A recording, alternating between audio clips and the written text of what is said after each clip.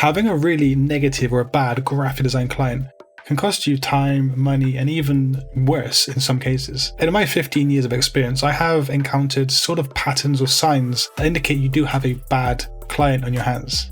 And sponsoring today's video is Skillshare, the place to learn a new skill set heading into 2020. With classes on music, photography, design, freelancing, and much, much more, there's bound to be something there to trigger your creativity and something that can provide vital skills heading into 2020. Learn how you can get Skillshare Premium for 2 months totally for free later in today's video. The first sign that you might have a bad client is that they don't fully know what they want. And this one is pretty rare, but it does happen. And if a client doesn't exactly know what they want, this shows they're not serious about their project or even their business. So if they're not sure about the name of their company, if it's a logo design, this can paint a picture of them not being so serious about their project. And why is this bad, you might ask? Well, having a client which isn't serious about the project is going to pretty much waste your time in the long run. You can expect delays, changes over and over again, and just general headaches as a graphic designer. And so you want to steer clear of clients who really have no idea what they want and where the project is going. I'm going to evaluate each red flag in today's video and how common they are, how negative they are to you as a designer, and also if they should determine or warrant you actually walking away from the project. So for a client who doesn't know what they want, I've given a low score for being common. Now it does happen, but it's rare. It's also more common in the lower tier of clients who are willing to pay a lot less for your time. Now it's fairly negative to you because it's going to end up eating your time, causing you frustration and just getting in the way of your career. But is it a deal breaker? Well, if you can manage to get the client to finalize their ideas, their wants and their needs, then it's probably fine. And that is quite often doable, but I wouldn't spend so much time on this process personally. The second red flag for a bad client is pretty obvious, and that is one who doesn't want to sign a contract. I never work without a contract these days, and it has cost me money and time in the past where I haven't used a contract. So it goes without saying that you should have a contract before starting any design work. And if a potential client doesn't agree to that, then you should just pretty much walk away from the job altogether. You need to have security and you need to have something in place that will ensure you will get paid for any work or any time you spend on a project. A client not wanting to sign a contract is not very common, and again, it is more common in the lower tier of clients.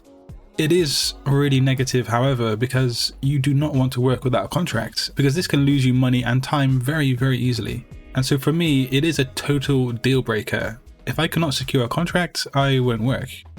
And a third red flag for a potentially bad client is just the way they communicate and the way they come across to you. They could be really cold and passive, or they could be using words that are rude or just downright insulting. From my experience in the past, these kind of people don't really value you or your time as a designer or as a person in general. And so this is going to cause you problems later down the line. They might try and take advantage of you and your time, and they might just expect a whole lot from you simply because they are just generally a bad person. It sounds harsh, but you will come in contact with these kind of people.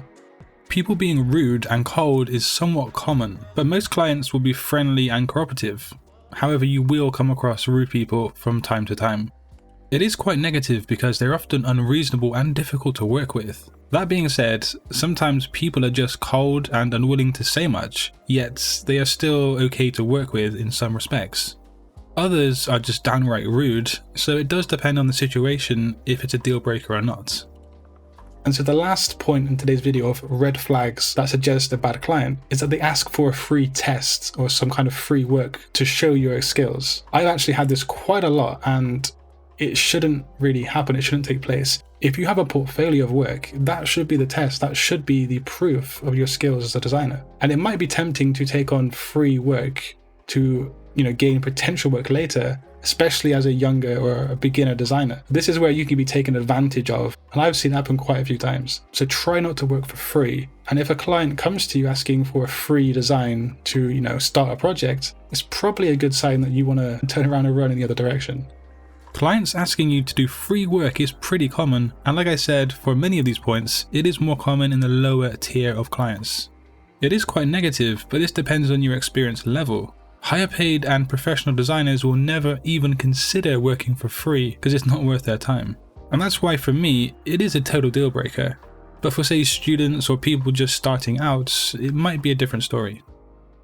And making today's video possible is Skillshare. It's the online learning community where millions of creatives come together to learn new skills and to excel their careers or their hobbies into 2020. I'm actually learning how to create 3D and 4D animations through Skillshare.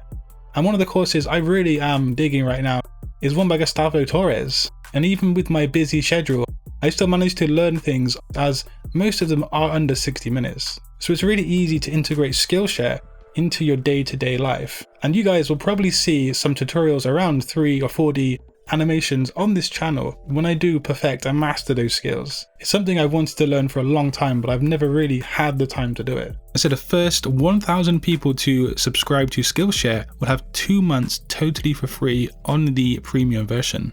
So join Skillshare today and learn some new essential skills for your career or your hobby heading into 2020. If you want to learn more essential skills about Adobe Illustrator tools or logo designing, do subscribe to my channel for weekly graphic design content and click a video on screen.